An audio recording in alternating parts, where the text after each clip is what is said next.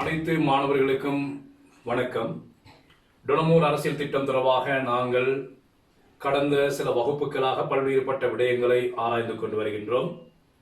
தொடர்ந்திருச்சியாக Donoughmore அரசியல் திட்டம் முடியதன் பின்னர் சோல்பரி 72-78 இவ்வாறு இலங்கை அரசியலில் முழு விடயங்களையும் பகுதி ஒன்றில் சில விடயங்களையும் நாங்கள் காணொளிகளாக பதிவேற்றம் செய்வதற்கு தீர்மானித்திருக்கின்றோம். இந்த காணொளிகள் அனைத்தையும் பார்வையிட வேண்டுமாயின் மாணவர்கள் எமது சேனலை ஒரு முறை சப்ஸ்கிரைப் செய்து கொள்வதோடு பக்கத்தில் உள்ள பெல் பட்டனை அழுத்திக் கொள்ளுங்கள். அவ்வாறு அழுத்திக் கொண்டீர்களானால் எமது காணொளிகள் பதிவேற்றம் செய்யப்பட்டவுடன் உங்களுக்கான சமீட்சைகள் வந்து சேரும். அதன் அடிப்படையில் நீங்கள் எமது காணொளிகளை பார்வையிடக்கூடியதாக இருக்கும். சரி மாணவர்களே, இன்று நாம் பார்க்க போறோம் டொனமூர் அரசியல் திட்டத்தின் கீழ் அறிமுகப்படுத்தப்பட்ட முக்கிய சிபாரிசுகள் ஒன்றான பிரதேசவாரி பிரதிநிதித்துவ முறை. மாணவர்களுக்கு தெரியும், டொனமூர் அரசியல் திட்டத்தின் கீழ் சர்வஜன வாக்குரிமை வழங்கப்பட்டது. ஏன் சர்வஜன வாக்குரிமை வழங்கப்பட்டது? சட்டமன்ற உறுப்பினர்களை தெரிவு செய்வதற்காக, சட்டமன்ற உறுப்பினர்களை வாக்குரிமையினூடாக தெரிவு செய்ய வேண்டும் என்பதற்காக சர்வஜன வாக்குரிமை வழங்கப்பட்டது. டொனமூர் அரசியல் திட்டத்தின் கீழ் சட்டமன்றத்தை நாம சொல்லுவோம் அரச கழகம் அல்லது அரசாங்க சபை. இந்த அரசாங்க சபை அங்கத்தவர்களை தெரிவு செய்வதற்காக, அதாவது மக்கள் தமது பிரதிநிதிகளை தெரிவு செய்வதற்காக ஏற்படுத்தப்பட்ட பிரதிநிதித்துவ முறையே பிரதேசவாரி பிரதிநிதித்துவ முறையாகும். 1833 ஆண்டு தொடக்கம் இதுவரை காலமும் இலங்கையில் காணப்பட்டது இனவாரி பிரதிநிதித்துவ முறை. அந்த இனவாரி பிரதிநிதித்துவ முறையை நீக்கி டொனமூர் அரசியல் திட்டத்தின் கீழ் இந்த பிரதேசவாரி பிரதிநிதித்துவ முறையை விஸ்தரித்தார்கள். 1921 ஆண்டு பிரதேசவாரி பிரதிநிதித்துவம் கொண்டு வரப்பட்ட போதிலும் அது மட்டுப்படுத்தப்பட்ட அளவிலே காணப்பட்டது. அங்கும் இனவாரி பிரதிநிதித்துவம் இருந்தது. டொனமூர் அரசியல் திட்டத்தின் கீழ் இந்த பிரதேசவாரி பிரதிநிதித்துவ முறையை டொனமூர் குழுவினர்கள் விஸ்தரித்தார்கள். மாணவர்கள் கவனிக்கணும், பிரதேசவாரி பிரதிநிதித்துவ முறை என்றால் என்ன? பிரதேசவாரி பிரதிநிதித்துவம் எனப்படுவது பிரதேச அபிவிருத்தியை நோக்கமாக கொண்டு, கவனிய, பிரதேச அபிவிருத்தியை நோக்கமாக கொண்டு சனத்தொகையையும் பரப்பளவையும் அடிப்படையாக வைத்து தேர்தல் தொகுதிகளை பிரித்து அதனூடாக பிரதிநிதிகளை தெரிவு செய்கின்ற ஒரு நுட்ப முறை பிரதேசவாரி பிரதிநிதித்துவ முறை. கவனிங்க, பிரதேச அபிவிருத்தியை நோக்கமாக கொண்டு சனத்தொகையும் பரப்பளவையும் அடிப்படையாக வைத்து தேர்தல் தொகுதிகளை பிரித்து அதன் அடிப்படையில் ஆட்சியாளர்களை தெரிவு செய்கின்ற ஒரு நுட்ப முறைதான் பிரதேசவாரி பிரதிநிதித்துவ முறை. இந்த பிரதேசவாரி பிரதிநிதித்துவ முறை கொண்டு வரப்பட்டமைக்கான காரணம் என்னது? பிரதேசவாரி பிரதிநிதித்துவ முறை நடைமுறைப்படுத்துவதற்கு முன்னர் இலங்கையில் காணப்பட்டது இனவாரி பிரதிநிதித்துவ முறை. இந்த இனவாரி பிரதிநிதித்துவமானது பல்வேறுபட்ட குறைபாடுகளை கொண்டதாக காணப்பட்டது. இலங்கை பல்லின கலாசார தன்மை கொண்ட நாடு. அவன் இந்த பல்லின கலாசார தன்மை கொண்ட நாட்டில் இனவாரியாக பிரதிநிதிகள் தெரிவு செய்யப்படுகின்ற காரணத்தினால, இனவாரியாக பிரதிநிதிகள் தெரிவு செய்யப்படுகின்ற பொழுது நாட்டின் ஐக்கியத்துக்கு அது பாதகமாக அமையும். நாட்டின் ஐக்கியம் சீர்குலைந்து இன ரீதியான குரோதங்களும் சமூக ரீதியான குரோதங்களும் வலுப்பெறுவதற்கு இந்த இனவாரி பிரதிநிதித்துவ முறை வழிவகுத்தது. அடுத்து, இனவாரியாக பிரதிநிதிகள் தெரிவு செய்யப்படுகின்ற பொழுது பிரதிநிதிக்கும் மக்களுக்கும் இடையிலான தொடர்பு சேமையாக்கப்பட்டது. குறிப்பாக நாம பார்க்கிறோம், மலையகத்தில் உள்ள ஒரு நபர் இனவாரி பிரதிநிதித்துவத்தின் ஊடாக பிரதிகளை தெரிவு செய்கின்ற பட்சத்தில் பெரும்பாலும் அது வடகிழக்கை சேர்ந்தவர்களுக்கு தான் அந்த வாய்ப்பு கிடைக்கப்பட்டிருக்கு. ஆக இங்க மலையகத்தில் இருக்கின்ற ஒரு நபருக்கு அந்த வடகிழக்கில் உள்ள பிரதிநிதியோடு கொண்டுள்ள தொடர்பு குறைவாக இருக்கு. அதே போல முஸ்லிம்களை நாம எடுத்து பார்த்தோம்னு சொன்னால், முஸ்லிம்களின் சார்பாக தெரிவு செய்யப்படுகின்றவர்கள் பெரும்பாலும் கிழக்கு மாகாணத்தை சார்ந்தவர்களாக இருப்பார்கள். ஆக கண்டில் உள்ள ஒரு முஸ்லிம் குடிமகனுக்கும் கிழக்கு மாகாணத்தில் இருக்கின்ற அந்த பிரதிநிதிக்கும் இடையிலான தொடர்பு குறைவாக இருக்கு. அப்ப இனவாரியாக பிரதிநிதிகள் தெரிவு செய்யப்படுகின்ற பொழுது நாட்டில் வாழுகின்ற அனைத்து இன மக்களுக்கும் அந்த பிரதிநிதித்துவத்தோடு அல்லது அந்த பிரதிநிதியோடு கொள்ளக்கூடிய தொடர்பு சேமையாக்கப்பட்டதாக இருக்கும். அதனால பிரதிநிதிக்கும் மக்களுக்கும் இடையிலான இடைத்தொடர்பு குறைவாக இருக்கும். இது மற்றும் ஒரு பிரதான ஒரு குறைபாடாக இருக்கும். அது மாத்திரமல்லாது தேசிய ஐக்கியம் சிதைவடையும். தேசிய ஐக்கியம் சிதைவடைந்து இன ரீதியான குரோதங்கள், இன ரீதியான வன்முறைகள், இன ரீதியான பிரச்சனைகள் ஏற்படுவதற்கு இந்த இனவாரி பிரதிநிதித்துவ முறை வழிகோலியது. எனவே பல்லின கலாசார தன்மை கொண்ட இலங்கைக்கு இந்த இனவாரி பிரதிநிதித்துவ முறை பொருத்தமற்றது என கருதி டொனமூர் குழுவினர் பிரதேசவாரி பிரதிநிதித்துவத்தை அறிமுகப்படுத்தினார்கள். அப்ப இந்த பிரதேசவாரி பிரதிநிதித்துவத்தின் ஊடாகத்தான் சட்டசபையில் 50 உறுப்பினர்கள் தெரிவு செய்யப்பட்டார்கள். நாம் ஏற்கனவே பார்த்திருந்தோம், அரசாங்க சபையில் 50 பேரும் 9 மாகாணங்களில் இருந்து மத்திய மாகாணம் 14. இந்த அரசாங்க சபைக்கு 50 பேரும் பிரதேசவாரி பிரதிநிதித்துவத்தின் ஊடாகத்தான் தெரிவு செய்யப்பட்டார்கள். அவ்வாறு தெரிவு செய்யப்பட்டவர்கள் பின்வரும் அடிப்படையில் தெரிவானார்கள்.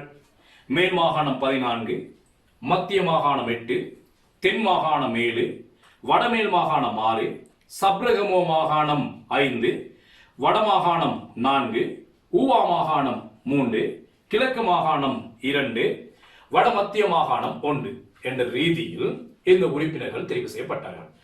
இவ்வாறு பிரதேச ரீதியாக உறுப்பினர்கள் தெரிவு செய்யப்பட வேண்டும், பிரதேச அபிவிருத்தி துரிதமாக்கப்பட வேண்டும் என்ற நோக்கின் அடிப்படையிலேயே இந்த பிரதேசவாரி பிரதிநிதித்துவமானது இலங்கையில் அறிமுகப்படுத்தப்பட்டது. இனி நாம பார்க்கிறோம் இந்த பிரதேசவாரி பிரதிநிதித்துவத்தின் ஊடாக இலங்கையருக்கு கிடைத்த நன்மைகள் என்னன்னு சொல்லி. ஆட்சியாளர்கள் இன ரீதியாக அல்லாது பிரதேச ரீதியாக தெரிவு செய்யப்பட்டமையினால் நாட்டின் இன ஒருமைப்பாடு ஏற்பட்டது, இன ஐக்கியம் ஏற்படுவதற்கு வழிவகுத்தது. அடுத்து நாம பார்க்கிறோம் பிரதேச ரீதியாக உறுப்பினர்கள் தெரிவு செய்யப்பட்டமையினால் ஒவ்வொரு பிரதிநிதியும் தமது பிரதேசத்தில் தமது செல்வாக்கை அதிகரித்துக் கொள்ள வேண்டும் என்பதற்காக பிரதேச ரீதியான அபிவிருத்திகளை முன்னெடுத்தார்கள். இதனால் பிரதேச ரீதியான அபிவிருத்தி துரிதமடைந்தது. அடுத்து பிரதிநிதிகளுக்கும் மக்களுக்கும் இடையிலான தொடர்பு அதிகரிக்கப்பட்டது. பிரதிநிதிகள் மக்களுக்கு பொறுப்பு கூறக்கூடியவர்களாக மாறினார்கள். அடுத்து நாம பார்க்கிறோம் பல்வேறுபட்ட பிரதேசங்களில் இருந்தும் உறுப்பினர்கள் தெரிவு செய்யப்பட்டதனால நாட்டின் பல்வேறுபட்ட பிரதேசங்களும் அபிவிருத்தி அடைந்தது. இதுவரை காலமும் இருந்த கிராம நகர முரண்பாடான அபிவிருத்தி இதனூடாக நிவர்த்திக்கப்பட்டது. அடுத்து சட்டமன்றத்தில் பலதரப்பட்ட இன மக்களின் கருத்துக்களுக்கு செவிசாய்க்க வேண்டிய ஒரு தேவைப்பாடு ஆட்சியாளர்களுக்கு ஏற்படவில்லை. இதவளவும் இந்த பிரதேசவாரி பிரதிநிதித்துவத்தினால இலங்கை மக்களுக்கு கிடைத்த சாதகமான விடயங்களாக நாம குறிப்பிடலாம். அடுத்து நம்ம பார்க்கிறோம் குறைபாடுகள்.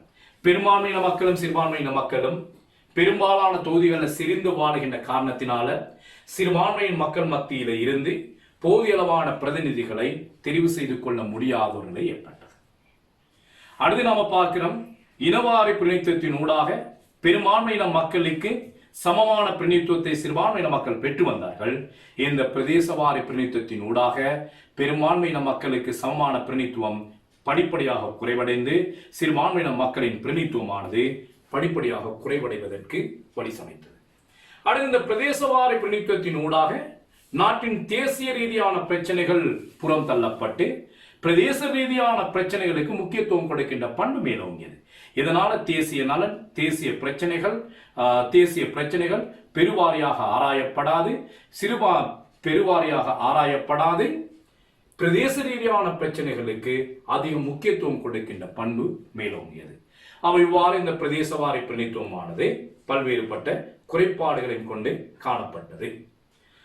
சரி மாணவர்கள், நாம் இன்றைக்கு பார்த்திருந்தோம் பிரதேசவாரி பிரதிநிதித்துவம் சம்பந்தமாக இந்த விடயங்களையும் பார்த்துக் கொள்ளுங்கள். இந்த விடயங்கள் சிறு குறிப்புக்காக அல்லது 10 புள்ளிகளை கொண்ட ஒரு வினாவுக்காக வரக்கூடிய ஒரு பகுதியாக இருக்கும்.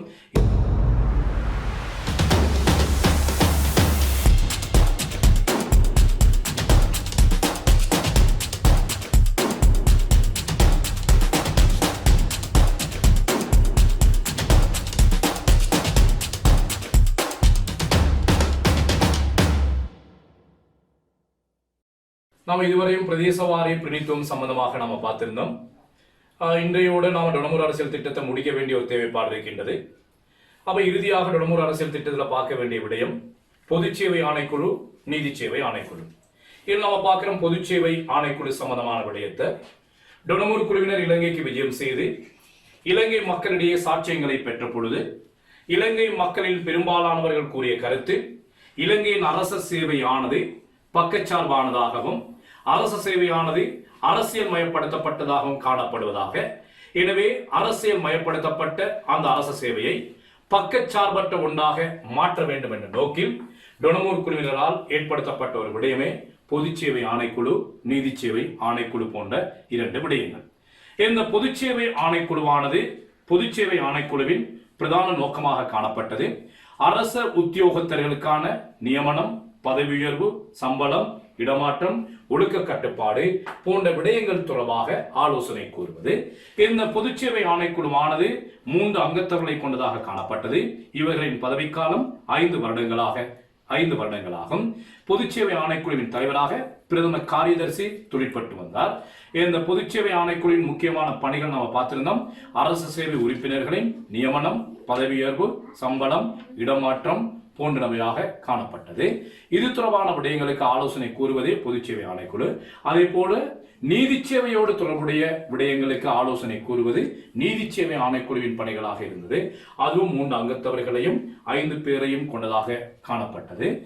இவர்கள் தேசாதிபதியினால நியமிக்கப்பட்டார்கள். இவர்களின் சம்பளமானது எக்காரணம் கொண்டும் குறைக்கப்பட முடியாது. இவர்களுக்குரிய சம்பளமானது அரசு திரட்டு நிதியிலிருந்து வழங்கப்படும். சரி மாணவர்கள், நாம இத்தோடு இந்த டொனமூர் அரசியல் திட்டம் தொடர்பான விடயங்களை பூர்ணப்படுத்திக் கொள்கின்றோம். டொனமூர் அரசியல் திட்டத்தில் நாம பல்வேறுபட்ட விடயங்கள் நாம படித்திருந்தோம்.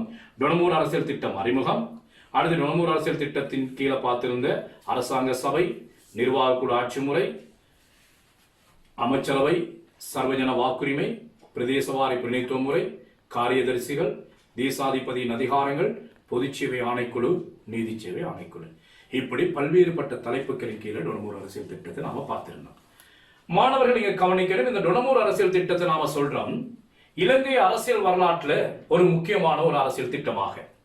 இந்த டொனமூர் அரசியல் திட்டமானது பிரித்தானிய ஏகாதிபத்தியத்துக்கும் இலங்கையின் சுதந்திரத்துக்கும் இடையே ஏற்படுத்தப்பட்ட ஒரு இணைப்பு பாலம்.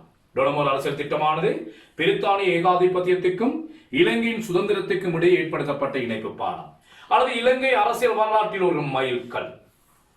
அப்போ இந்த டொனமூர் அரசியல் திட்டத்தில் இப்படி ஒரு பெரிய ஒரு கேள்வியை போடலாம்.